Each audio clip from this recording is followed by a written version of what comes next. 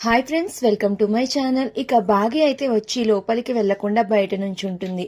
ఇక అప్పుడు మనోహరి బాగి లోపలికి వెళ్దాం అని అయితే పిలుస్తుంది.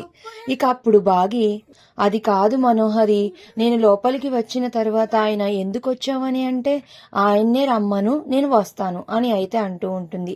సరే, ఇప్పుడు అమర్ పిలవాలి అంతే కదా అని లోపలికి వెళ్ళి అమర్ బాగి వచ్చింది అని అయితే చెప్తుంది.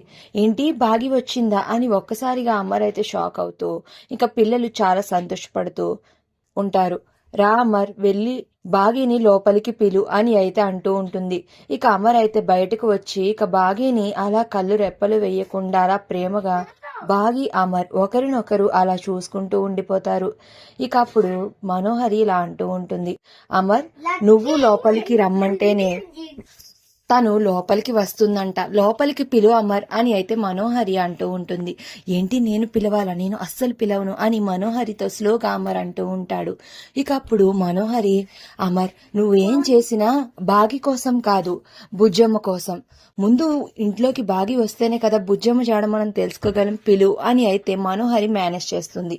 దాంతో అమర్ అయితే బాగిని వెళ్ళు లోపలికి అని అయితే అంటూ ఉంటాడు. ఇక అప్పుడు బాగి, ఆయన కోపంగా చెప్తున్నాడు, ఆయన ప్రేమగా చెప్పట్లేదు అని అయితే అంటూ ఉంటుంది.